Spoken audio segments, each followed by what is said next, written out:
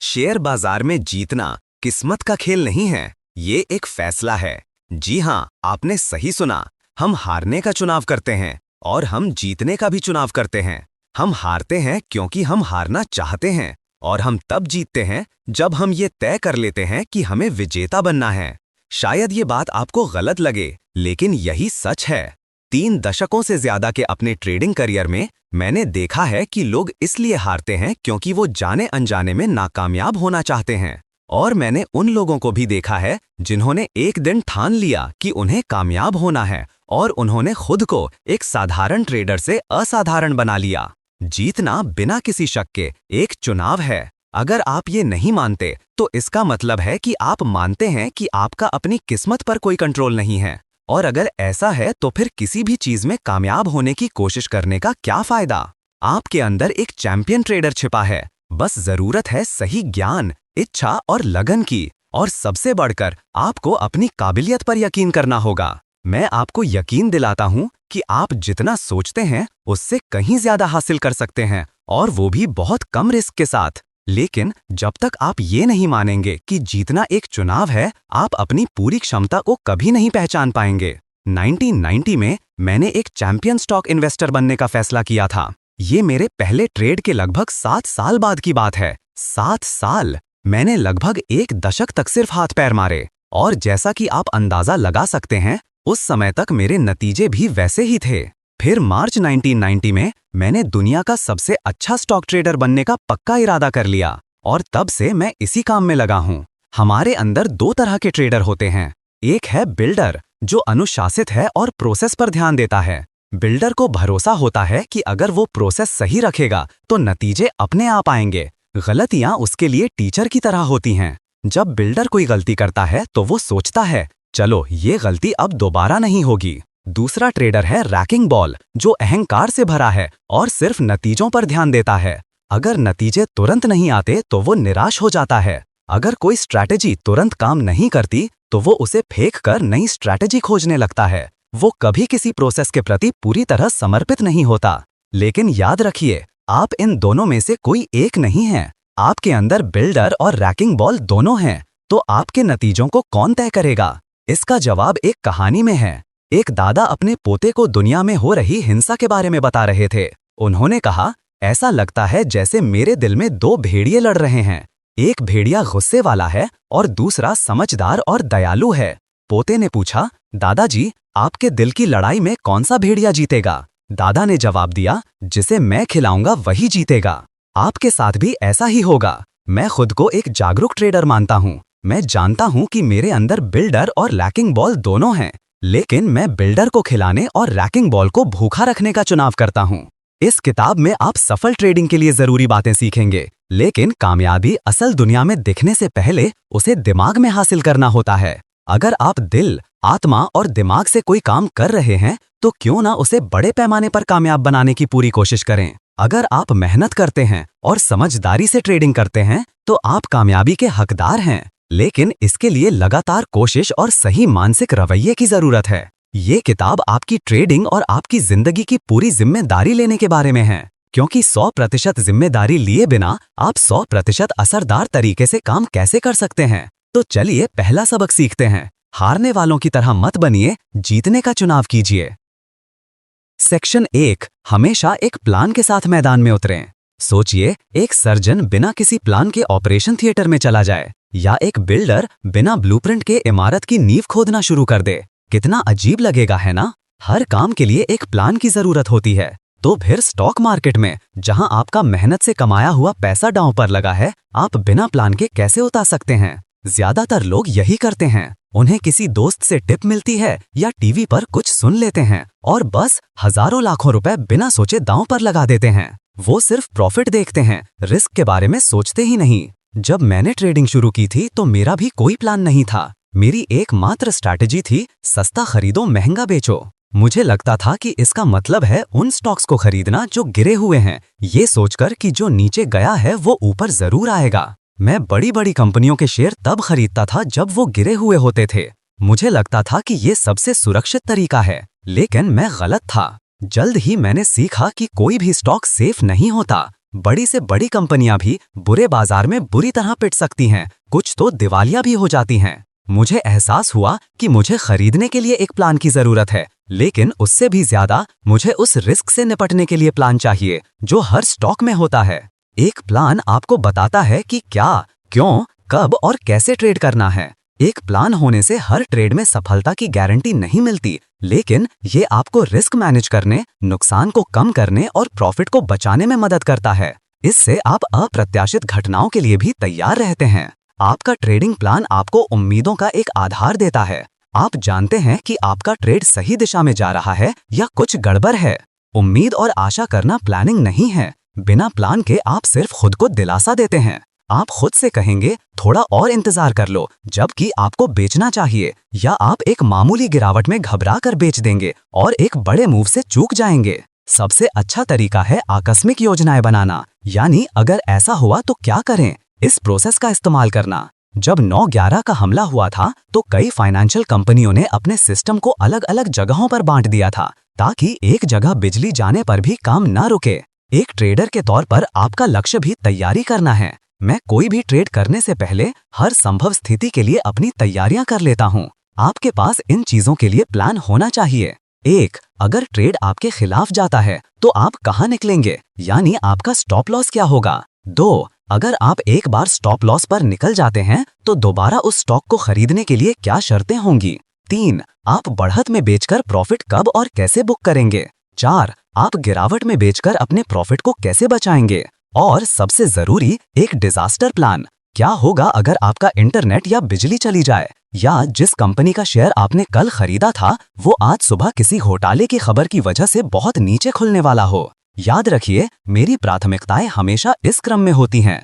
पहला, अपने नुकसान को सीमित करना। दूसरा, जैसे ही स्टॉक ऊपर जाता है अपने खरीद मूल्य को, ब्रेक इवन पॉइंट को सुरक्षित करना। और तीसरा, जब एक अच्छा प्रॉफिट हो जाए तो उस प्रॉफिट को सुरक्षित करना। एक बार जब मैं कोई स्टॉक खरीद लेता हूं तो मैं उम्मीद करता हूं कि वो जल्द ही ऊपर जाएगा। मेरे सेटअप के मुताबिक अगर कोई स्टॉक ब्रेकआउट करता है तो मैं कुछ दिनों तक लगातार बढ़त देखना चाहता हूं, और वो भी बढ़े हुए वॉल्यूम के साथ। इससे पता चलता है कि बड़े इंस्टीट्यूशनल इन्वेस्टर खरीदारी कर रहे हैं जो एक दिन में पूरी नहीं हो सकती। सबसे अच्छे ट्रेड्स वही होते हैं जिनमें आपको खरीदते ही प्रॉफिट होने लगता है। आपको टेनिस बॉल और अंडे वाले शेयरों में फर्क करना सीखना होगा। एक बार जब स्टॉक ऊपर जाता है तो उसमें कभी कभी गिरावट आती है। अगर स्टॉक मजबूत है तो ये गिरावट छोटी होगी और जल्द ही खरीदारी का सपोर्ट मिलेगा और स्टॉक कुछ ही दिनों में नए हाई पर पहुंच जाएगा, बिल्कुल एक टेनिस बॉल की तरह जो जमीन पर गिरकर तेजी से उछलती है। लेकिन कमजोर स्टॉक अंडे की तरह बिखर जाते हैं, वो गिरावट के बाद वापस ऊपर नहीं आ पाते। अगर आपका ट्रेड आपके प्लान के मुताबिक काम नहीं कर रहा है तो आपको वार्निंग के सिग्नल्स को पहचानना होगा। जैसे अगर कोई स्टॉक बेस से ब्रेकआउट के तुरंत बाद अपनी 20 दिन की मूविंग एवरेज से नीचे बंद हो जाता है तो ये एक नेगेटिव संकेत है, या अगर वो बढ़े हुए वॉल्यूम के साथ लगातार 3 दिन नीचे बंद होता है तो ये भी एक खतरे की घंटी है। जब ऐसे कई उल्लंघन एक साथ होते हैं तो उस ट्रेड के सफल होने की संभावना बहुत कम हो जाती है। ऐसे में मैं अक्सर अपने स्टॉप लॉस के हिट होने का इंतजार किए बिना ही बेच देता हूँ। एक प्लान के बिना आप कभी नहीं जान पाएंगे कि कब खुद की गलती माननी है। प्लान ही आपका रोड मैप है जो आपको बताता है कि कब रास्ता सही है और कब आप भटक गए हैं। इसलिए एक प्लान बनाएं, आपकी सफलता इसी पर निर्भर करती है। सेक्शन 2, हर ट्रेड को पहले रिस्क के नजरिए से देखें। हर सुबह बाजार खुलने से पहले मैं आईने में देखता हूं और खुद से कहता हूं, मार्क, आज तुम खुद को बहुत बड़ा नुकसान पहुंचा सकते हो। फिर मैं काम पर जाता हूं। मैं ये इसलिए करता हूं ताकि मैं हमेशा अपनी खुद की विनाशकारी क्षमता का सामना कर सकूं और ट्रेडिंग के 2 सबसे जरूरी शब्द याद रख सकूं। रिस्क का सम्मान करो। आप रिस्क से पूरी तरह बच नहीं सकते, लेकिन आप इसे कम कर सकते हैं और इस पर काफी हद तक कंट्रोल रख सकते हैं। आपको ये समझना होगा कि स्टॉक खुद को मैनेज नहीं करते, आप मैनेजर हैं और अपनी मेहनत की कमाई को बचाना आपकी जिम्मेदारी है। मैं हर ट्रेड रिस्क फर्स्ट अप्रोच के साथ करता हूँ। इसका मतलब है मैं पहले ये सोचता हूँ कि अगर मैं गलत हुआ तो कितना खो सकता हूँ, ये नहीं कि अगर मैं सही हुआ तो कितना कमा सकता हूँ, क्योंकि अगर आपने अपनी सारी चिप्स खो दी तो खेल खत्म।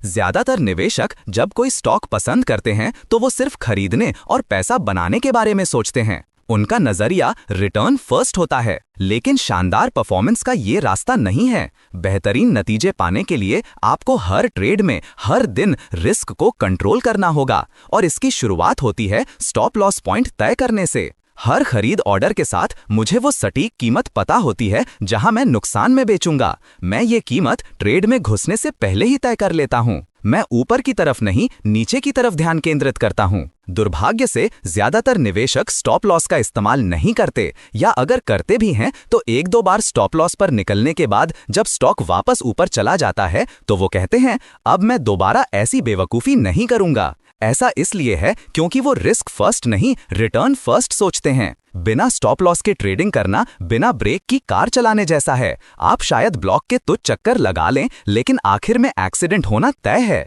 एक मेंटल स्टॉप रखना भी काफी नहीं है, यानी खुद से कहना कि अगर स्टॉक इस कीमत तक गिर गया तो मैं निकल जाऊंगा, क्योंकि इसे नजरअंदाज करना बहुत आसान होता है। फिर आप एक घाटे वाले ट्रेड को पकड़े रहते हैं, ये सोचते हुए कि बस मेरी खरीद की कीमत पर वापस आ जाए, मैं बेच दूंगा। लेकिन स्टॉक और नीचे जाता रहता है और आपका नुकसान बढ़ता जाता है। हर बड़ा नुकसान एक छोटे नुकसान से ही शुरू होता है। हर किसी का एक इमोशनल स्टॉप लॉस होता है, वो पॉइंट जहां आप और बर्दाश्त नहीं कर सकते। लेकिन ये पॉइंट गणितीय रूप से सही पॉइंट से बहुत आगे होता है। ये वो नुकसान होता है जो आपको आर्थिक और मानसिक रूप से तोड़ देता है। निवेशक गलतियां मानना पसंद नहीं करते, इसलिए वो बहाने बनाते हैं। वो ट्रेडर से इन्वेस्टर बन जाते हैं। जब कोई ट्रेड उनके खिलाफ जाता है तो अचानक वो लॉन्ग टर्म इन्वेस्टर बन जाते हैं। वो मजबूरी के निवेशक बन जाते हैं। ये वो लोग होते हैं जो छोटे प्रॉफिट और बड़े नुकसान की फसल काटते हैं, जो आपको बिल्कुल नहीं करना है। नुकसान ज्यामितीय रूप से आपके खिलाफ काम करता है। 10% का नुकसान बराबर करने के लिए 11% का लाभ चाहिए। 50% का नुकसान बराबर करने के लिए 100% का लाभ चाहिए। और अगर आपका 90% का नुकसान हो गया तो आपको 900% का लाभ कमाना होगा।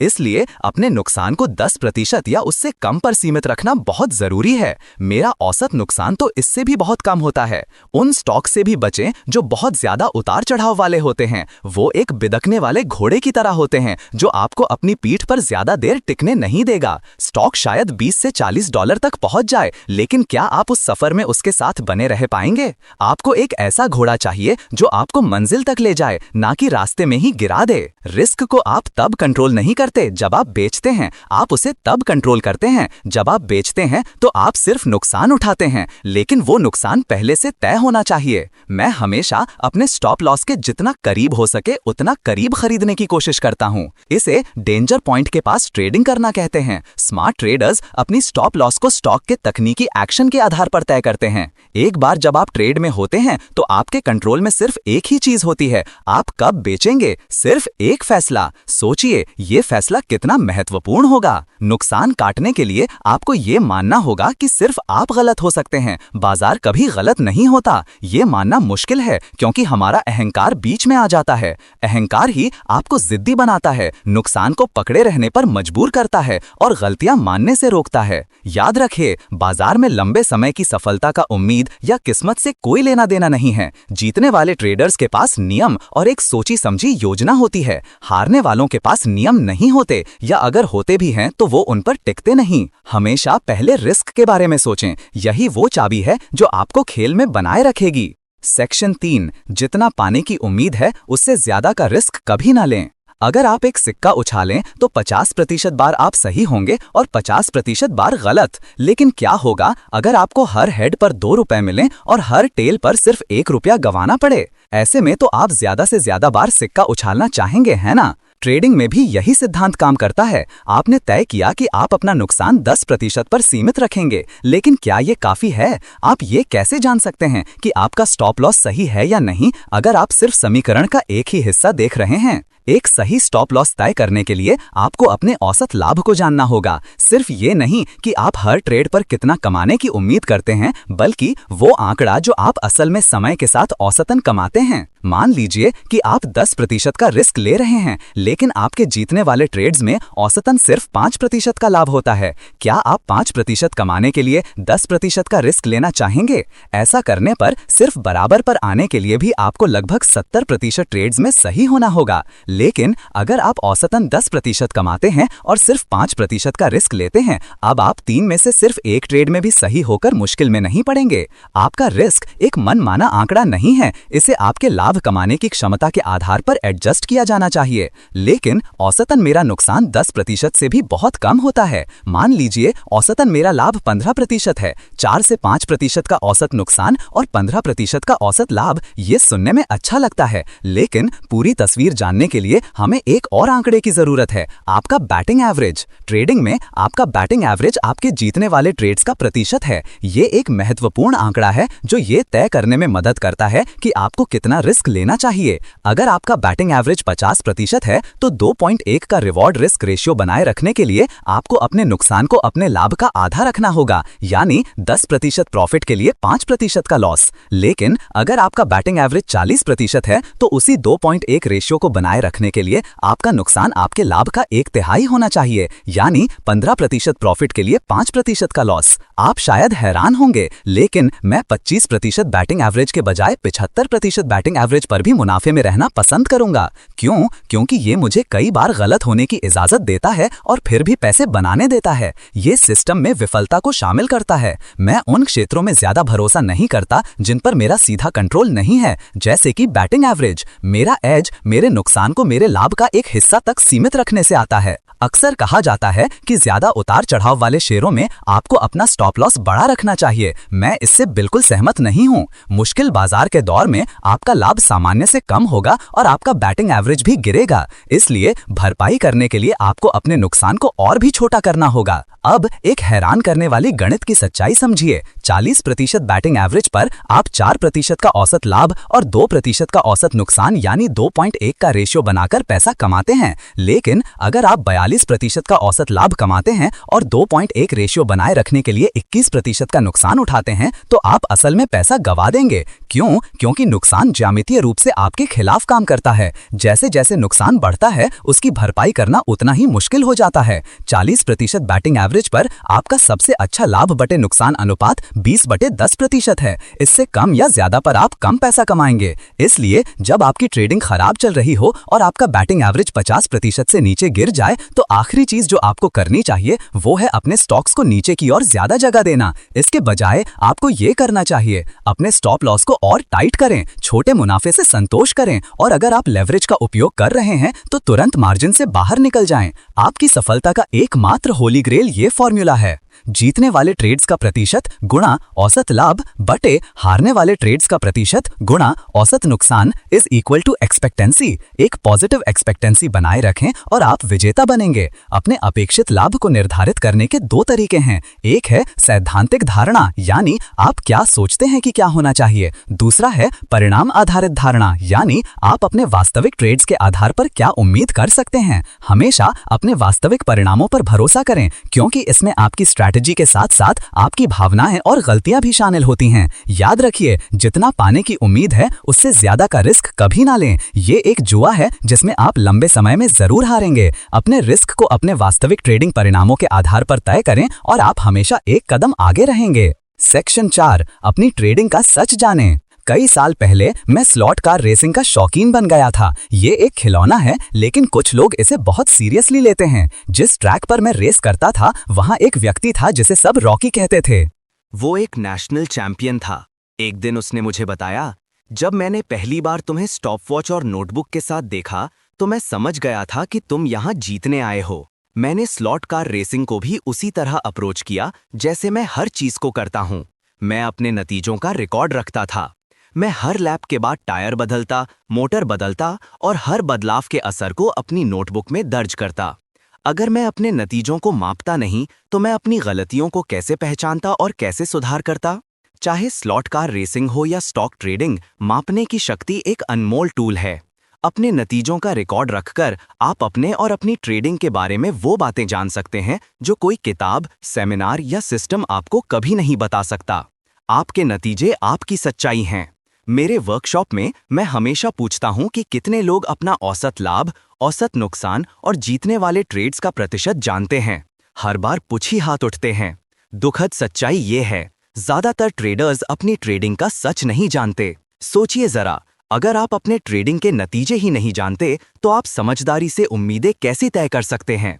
ये बिना इंस्ट्रूमेंट पैनल के हवाई जहाज उड़ाने जैसा है। ज्यादातर लोग अपने खराब ट्रेड्स को देखना पसंद नहीं करते, वो उन्हें भूल जाना चाहते हैं। ये एक बड़ी गलती है। शेयर बाजार में सफलता का पहला कदम है अपने सिर को रेत से बाहर निकालना, और इसकी शुरुआत आपके नतीजों के पोस्ट एनालिसिस से होती है। चाहे आप नए ट्रेडर हों या अनुभवी, आपको अपने हर एक ट्रेड का एक स्प्रेडशीट रखना चाहिए। जल्द ही आपके पास औसत नुकसान और औसत जीत का एक ट्रैक रिकॉर्ड होगा। मैं हर महीने अपने सबसे बड़े लाभ और सबसे बड़े नुकसान और अपने सभी ट्रेड्स के लिए औसत होल्डिंग समय का भी ट्रैक रखता हूँ। ये ठीक वैसा ही है जैसा बीमा कंपनियां करती हैं। वे लोगों के समूहों के जीवन काल का अनुमान लगाने के लिए आंकड़ों का उपयोग करती हैं। वे सटीक रूप से नहीं बता सकती कि कोई व्यक्ति कब मरेगा, लेकिन वे औसतन जानते हैं। आपको भी अपने ट्रेड्स को इसी तरह देखना चाहिए, वास्तविक आंकड़ों का उपयोग करके। आपका औसत लाभ वो महत्वपूर्ण आंकड़ा है जिस पर आपको अपना रिस्क आधारित करना चाहिए। एक डायरी रखें। सफल लोग हर अनुभव को एक अनमोल सबक मानते हैं जिसे सहेजा जाना चाहिए। वे याददाश्त की सीमाओं को समझते हैं। वे हमेशा तैयार रहते हैं और एक डायरी रखते हैं। आपकी स्प्रेडशीट सिर्फ एक रिकॉर्ड नहीं है, ये आपके अगले ट्रेड्स के लिए एक गाइड है। जब आप एक ट्रेड करने वाले होंगे तो आप खुद से पूछेंगे, ये मेरी स्प्रेडशीट पर कैसा दिखेगा? ये आपको बड़े नुकसान से बचने और बड़े लाभ को सुरक्षित करने के लिए प्रेरित करेगा। आपकी ट्रेडिंग के 3 महत्वपूर्ण स्तंभ हैं जिन्हें मैं ट्रेडिंग का त्रिकोण कहता हूं। 1. आपका औसत लाभ का आकार। 2. आपका औसत नुकसान का आकार। 3. आपकी जीत और हार का अनुपात यानी आपका बैटिंग एवरेज। आपको अपने वास्तविक ट्रेडिंग परिणामों की सच्चाई से शुरुआत करनी होगी ताकि आप एक गणितीय बढ़त बनाए रख सकें। ये त्रिकोण आपको दिखाएगा कि आपको अपनी बढ़त बनाए रखने के लिए कहां ध्यान केंद्रित करने की जरूरत है। समय के साथ आपके लाभ और हानि का वितरण आपके प्रदर्शन को निर्धारित करेगा। आपका लक्ष्य एक ऐसी बेल कर्व बनाना है जो दाईं ओर झुकी हो। इसका मतलब है कि आप अपने नुकसान को सीमित रखते हैं कर्व के बाईं ओर, जबकि आप अपने मुनाफे को बढ़ने देते हैं। मैं अपनी बेल कर्व पर -10% के निशान को द वॉल कहता हूं। मेरा लक्ष्य कभी भी नुकसान को द वॉल के पार नहीं जाने देना है। एक और जरूरी बात है अवसर लागत यानी अपॉर्चुनिटी कॉस्ट। आपको ये समझना होगा कि समय ही पैसा है। कई छोटे मुनाफों को समय के साथ कंपाउंड करना एक बड़े मुनाफे का इंतजार करने से कहीं ज्यादा फायदेमंद हो सकता है। 12-10% के लाभ आपके पैसे को 3 गुना से ज्यादा कर देंगे। क्या 1 दर्जन 10% वाले स्टॉक खोजना एक ऐसे स्टॉक को खोजने से आसान नहीं है? ट्रेडिंग का एकमात्र तोड़ नियम और यथार्थवादी लक्ष्य है। जब आप ये समझ जाते हैं कि ट्रेडिंग बिल्कुल कम पर खरीदने और बिल्कुल ज्यादा पर बेचने के बारे में नहीं है, बल्कि अपने नुकसान से ज्यादा मुनाफा कमाने और इसे बार बार करने के बारे में है, तो आप एक बड़ी मनोवैज्ञानिक बाधा को दूर कर देते हैं। एक नियम जो आपकी बहुत मदद करेगा वो है आधा बेचो नियम। मान लीजिए कि आपका स्टॉक 20% ऊपर है। आप दुविधा में है कि बेचे या नहीं। इसका समाधान आसान है, अपनी आधी पोजीशन बेच दें। अगर आप आधा बेचते हैं तो चाहे कुछ भी हो आप मनोवैज्ञानिक रूप से विजेता हैं। अगर स्टॉक और ऊपर जाता है तो आप खुद से कहेंगे शुक्र है मैंने आधा बचा लिया।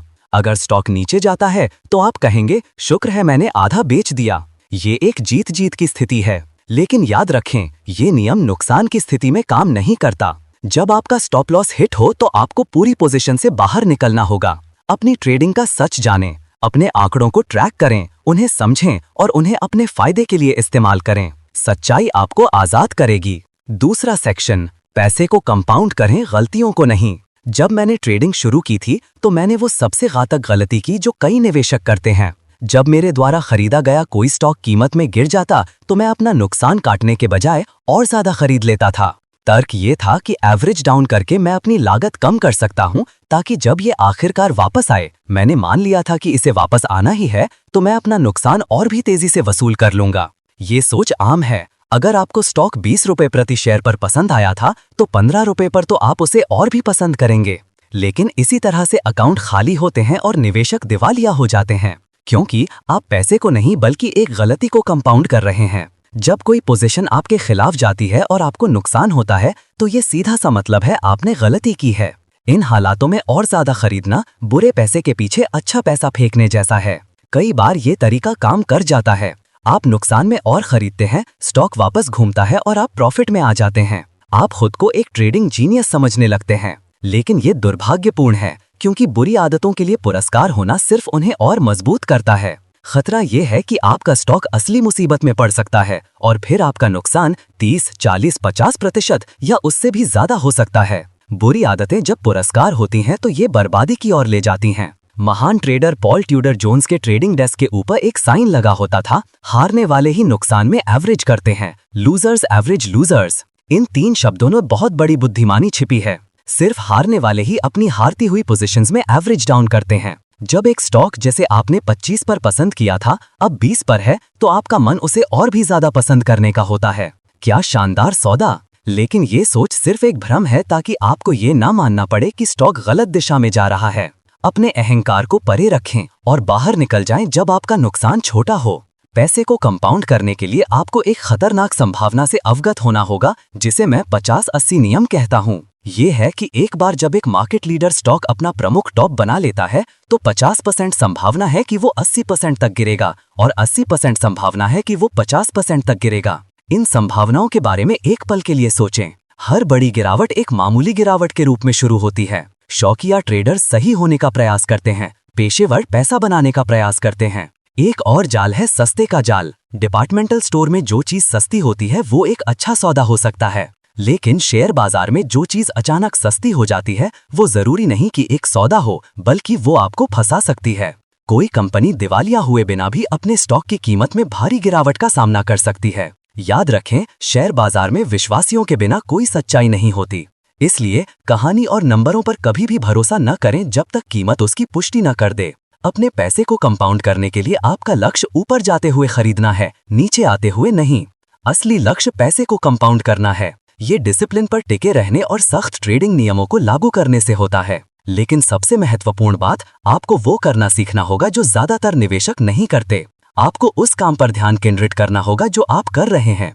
पैसा कमाना एक सोची समझी योजना को प्रभावी रूप से लागू करने का परिणाम है। जब मैंने पैसे की चिंता करना छोड़ दिया और सिर्फ सबसे अच्छा ट्रेडर बनने और हर फैसले को एक गुणवत्तापूर्ण विकल्प बनाने पर ध्यान केंद्रित किया, तब पैसे अपने आप आने लगे। जीवन में बड़ी सफलता छोटी छोटी सफलताओं की एक श्रृंखला का परिणाम है जो समय के साथ जुड़ी होती हैं। मैं आमतौर पर तूरे पैरों से शेयर बाजार में नहीं कूदता हूँ। मैं आमतौर पर एक पायलट बाई के साथ शुरू करता हूँ। पहले एक छोटी पोजीशन लेता हूँ।